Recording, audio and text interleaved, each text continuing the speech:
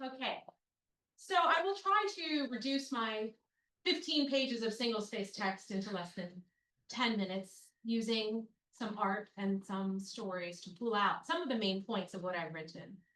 So I wanted to explain the sort of revised title of my paper, From Strangers to Friends, the Arts as Formative and Expressive. But first, I'll tell you that this picture here, this piece of art, is from the Maritain's home in Princeton, where I live. For many years, I have done little pilgrimages outside of the home, hoping one day I'd get in. And by the intervention of some angel or prayer, just before coming over here for this conference, I did actually meet the owners and I went in. And you can look at my blog, The Grace Imagination, and see all the pictures, the art that they commissioned. But I will just point out that this is the River Seine. It's obviously Paris, it's where they're from. It has a modern tone, and it represents something of their hometown of Paris. And I teach in the Princeton Theological Seminary, just to put my remarks in context. I teach in a department called Practical Theology, and I'm in the field that they call Christian education. Princeton Theological Seminary, in case you don't know, grew out of the Reformed Presbyterian tradition. And so we just heard about liturgy. Their liturgy has music, but would not have a lot of visual art. And so I'm often speaking to students for whom these larger questions about beauty and the arts and Christian formation, they don't have a lot of direct experience or theological knowledge of a lot of the themes that we're talking about here.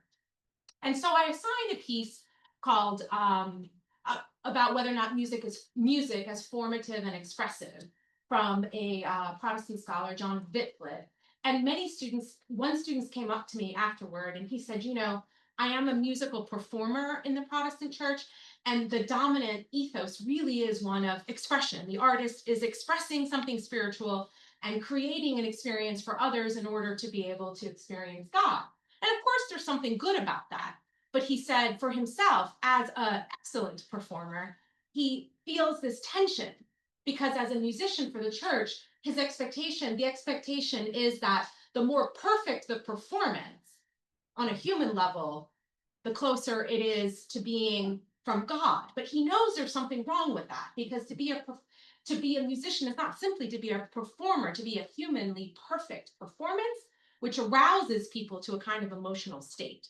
And so he was grappling with some of these larger questions that I was presenting, that we've heard so much about here today, to understand his vocation to make music for the church. And so, because I'm in Princeton and my students are too, I share a little bit of the Maritain's own biography. So that's where the second part of this title comes from, is From Strangers to Friends, because many of the students who I'm teaching perceive that the arts have potentially, at least, a great capacity for the life of the church today, congregations, but also outreach ministries, to bring kind of a desperate need to evangelize a largely secularized and dark culture, and to bring hope and beauty and a vision of the real where grace prevails over violence and unity prevails over dissipation. So they're looking to the arts and to artists to give them a way to have people experience that presence of God and lead them to the truths of the faith. And I talk about the Maritains because we've heard a lot, of course, about them today, but so these are sort of some of the questions that I talk about in my classes, but the title From Strangers to Friends, the subtitle of this paper, I took from the biography of the Maritains, which recounts how the Maritains really, as converts to Christianity, had experienced this utter sense of strangeness in this world that led them to the brink of despair and philosophical nihilism and potentially to suicide. But that through their conversion to Catholicism, which happened through their encounter with poets and through the arts, they discovered a way of embracing the strangeness of the world, but having hope, because we are capable of this incredible intimacy, this friendship with God. And so I try to communicate to my students that we can acknowledge, as we heard in the last panel and our earlier presentations, we can acknowledge the strangeness of the world while affirming the goodness of it and our capacity to uplift and to bring something good out of what even appears to be the ashes of the civilization, because this was the Maritains' personal journey.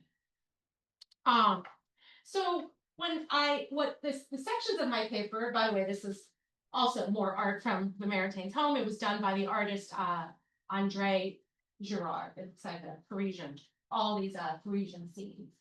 So in the structure of my paper, I briefly go through the Maritain's conversion and the importance of the arts in their religious conversion. Maritain the Thomist, we've heard a lot about today, because I think it's important to clarify that, of course, he was a Thomist, because it's possible in a secular context to pick out pieces of his work, especially from creative intuition and art and poetry, as if he were speaking as a romantic, which I do not think would be a correct interpretation, because we've heard much about that today. Maritain, the art critic, I think that's present in creative intuition and art and poetry. But what I thought I'd share with you today, because we haven't heard it, the piece of my paper that is different than what we've heard today, is Maritain's writing about the arts in his very short and excellent book on education, Education at the Crossroads. And I want to use some of his ideas from his work on education to develop what I call a tentative thesis of the vocation of the artist, which I think is consistent with what Maritain says, but also John Paul II's letter to artists. Don't worry, I'll put my tentative thesis up on a slide later, but basically my thesis is that the vocation of an artist is to develop the habitus, that is, the practical virtues of the intellect, in order to direct their inspirations, to make beautiful things that convey the spiritual heritage of the nation and the civilization, and to inspire others to contemplate God.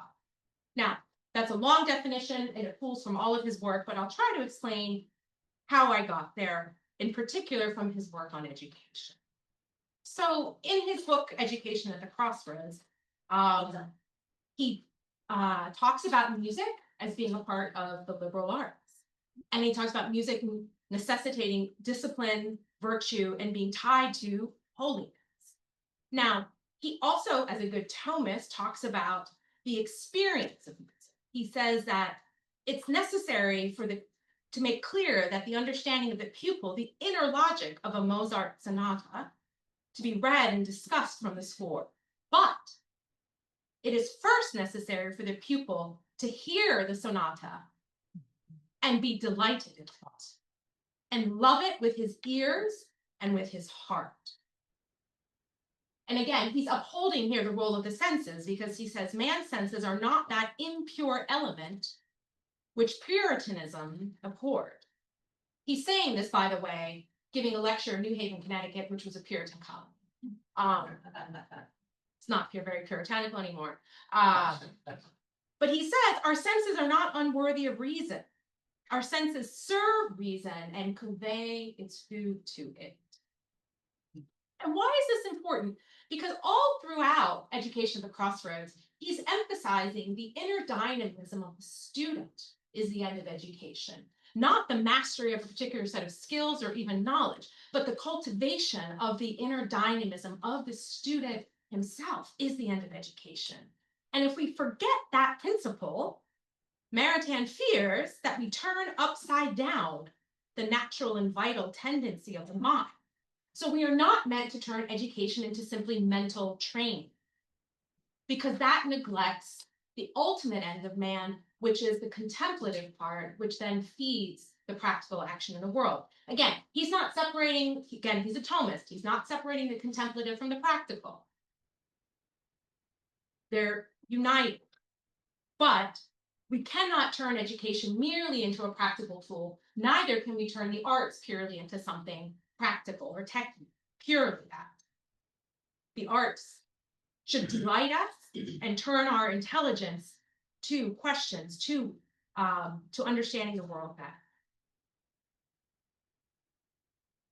So he says, for example, that the goal of a liberal education should be to lead the student's intelligence to follow in the intellectual virtues, which in fact are the real merit of the artist. The artist's merit is in the virtues that have created the work. So what he wants students to learn is that by imitating these intellectual virtues of the artist, whether you're an artist or not, they can also become co-creators and endow the world with meaning and beauty, delight. Now, Maritain definition of the end of education, I wanted to point out that he says the end of education is to foster this internal dynamism of the student in order to preserve and extend the knowledge and the spiritual heritage. This is his words, the spiritual heritage of the nation and of civilization in order to contribute to the common good. So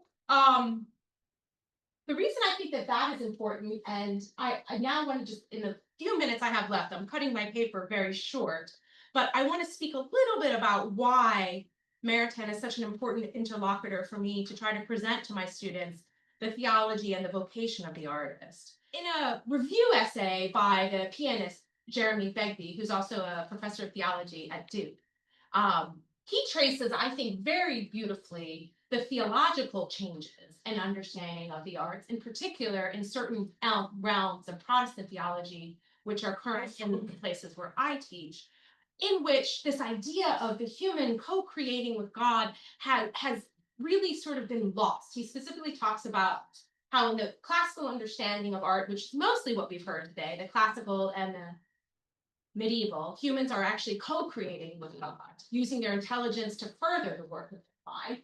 And so I put up this picture here of St. Luke painting the Virgin and Child to emphasize the reality of the incarnation and the classical and the medieval understanding that the arts, the fine arts and the creation of art was understood as an extension of the act of the incarnation, right? Elevating, as we heard from Father Brad Elliott, elevating the created order towards the infinite.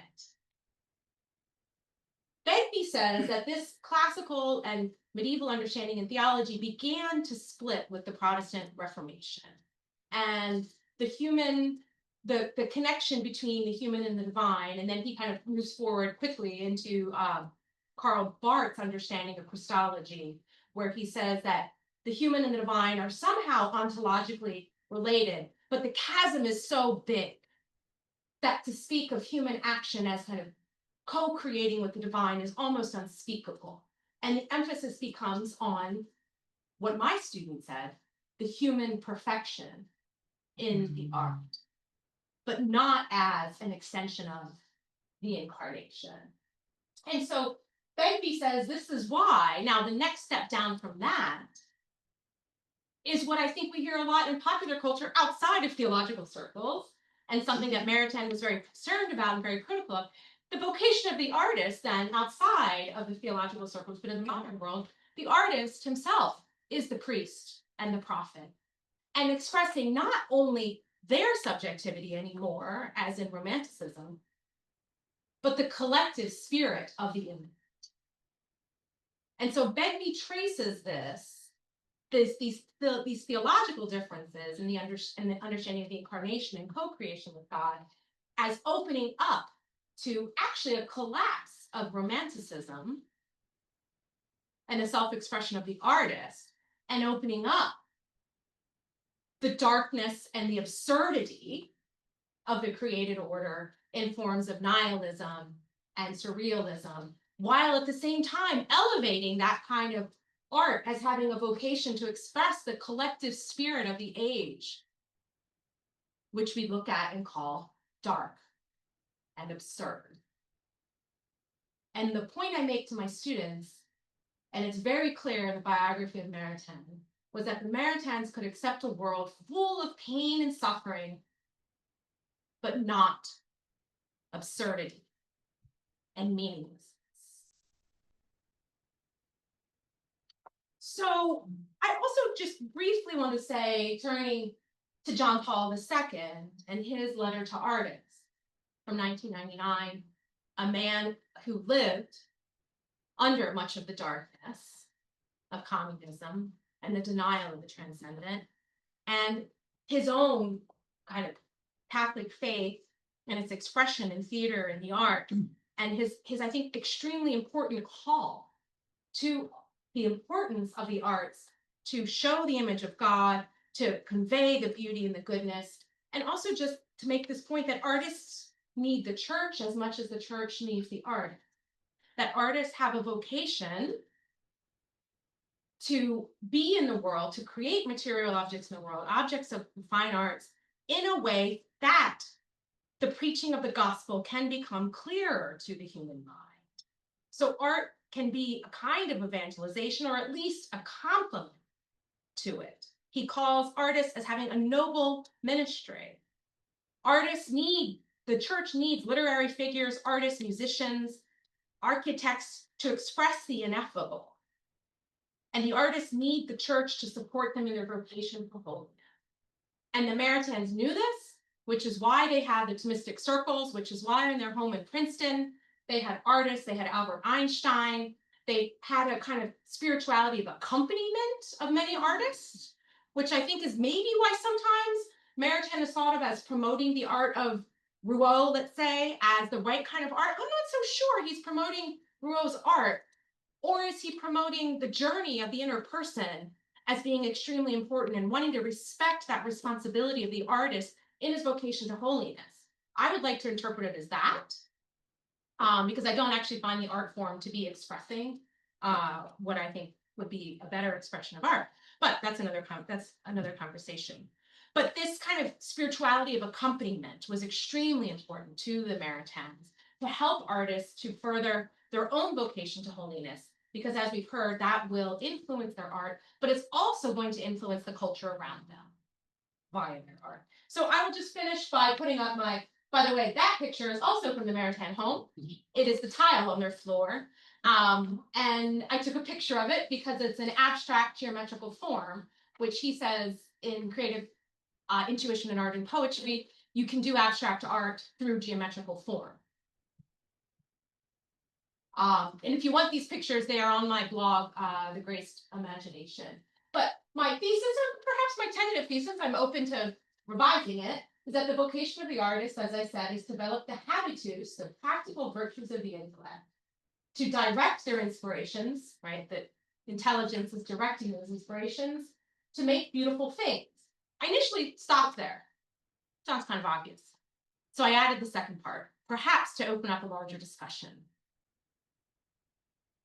That the things the artists make convey, as he says in Education at the Crossroads at the end of Education, the things that artists make convey the spiritual heritage of the nation and the civilization, and focusing on the reception, right, inspire others to contemplate God. I put that in there because of the dynamism between the person and the collective, which I think is extremely important, and the potential that artists have not to be revered themselves as priests or performers, but in the context of the church and in the context of evangelization, to give things that delight our senses, such so that we are moved not to delight in the performer, but to delight in God.